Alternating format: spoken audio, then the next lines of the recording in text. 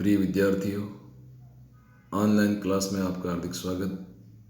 मैं डॉक्टर ओमप्रीत स्वामी, सहायक आचार्य भूगोल, राजकीय महाविद्यालय भिनमाल।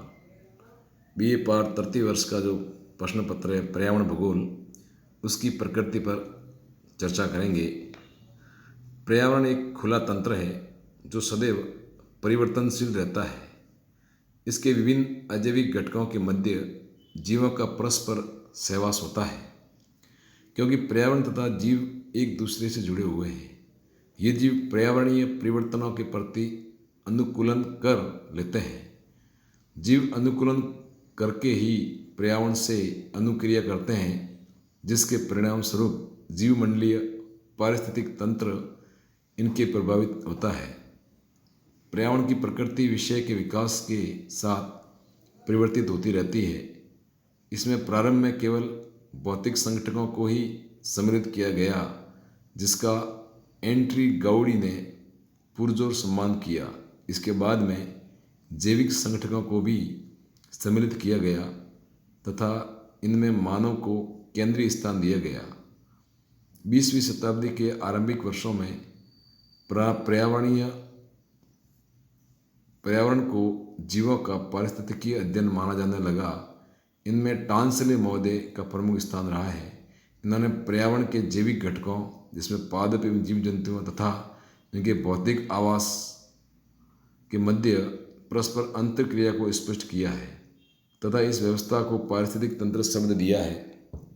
20वीं शताब्दी के अंतिम दशकों में पर्यावरण की प्रकृति में पर्यावरण के भौतिक एवं जैविक घटकों को सम्मिलित रूप से अध्ययन किया है। इसकी प्रभावशाली दशाओं का पारिस्थितिकी विश्लेषण भी आरंभ हुआ है। वर्तमान में पर्यावरण की प्रकृति परिवर्तित स्वरूप में अग्रसर हो रही है तथा इनमें निम्नलिखित तथ्यों के अध्ययन को समावित किया जा सकता है। इस प्रकार पर्यावरण भूगोल की प्रकृति में निम्न तथ्यों का अध्ययन करते हैं। पहला है वह है पारिस्थितिकी प्रणाली। इसमें मानव एवं पर्यावरण के पारस्परिक प्रभावों के अध्ययन के साथ ही मानव द्वारा अपनाए गए अनुकूलन तथा रूपांतरण का भी अध्ययन किया जाता है। दूसरा तथ्य है जो पर्यावरण भूगोल की प्रकृति में आता है, वह है पारिस्थितिकीय विश्लेषण।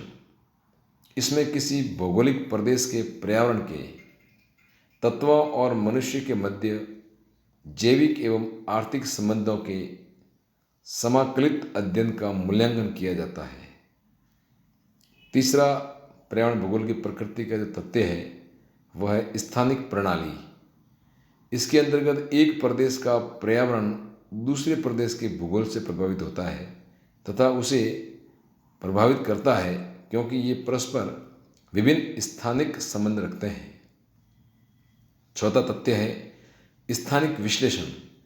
स्थानिक विश्लेषण के द्वारा किसी भौगोलिक प्रदेश के पर्यावरण की अवस्थितिक विभिन्नताओं को समझा जा सकता है। अगला तथ्य है प्रादेशिक सम्मिश्र विश्लेषण। इसके द्वारा किसी पर्यावरण की क्षेत्रीय भिन्नताओं की प्रादेशिक इकाइयों में पारिस्थितिक विश्लेषण और स्थानिक विश्लेषण दोनों का सम्मिश्रण अध्ययन होता है। अगला तथ्य है जीवमंडल का अध्ययन। वर्तमान समय में जीवमंडलीय वृहद पारिस्थितिक तंत्र का पर्यावरण के अभिन्न घटक समूहों के रूप में अध्ययन किया जाता है। अगला पॉइंट है प्राकृतिक आपदाओं का अध्ययन। मानव द्वारा जो अंतरक्रिया होती है और पर्यावरण से प्रभावित होता है, तो पर्यावरण भूगोल की प्रकृति में पर्यावरणीय आपदाओं का अध्ययन भी किया जाता है, जिसमें ज्वालामुखी, भूकंप, बाढ़, सूखा, चक्रवाती तूफान आदि को पर्यावरणीय अध्ययन में महत्व दिया गया है। लास्टवा जो 8वां तथ्य है वह है पर्यावरण में मानवकृत परिवर्तनों की भविष्यवाणी के लिए वैज्ञानिक विकास को भी महत्व दिया गया है। इस प्रकार पर्यावरण भूगोल की प्रकृति में ये 8 प्रमुख तथ्य हैं। इसके आधार पर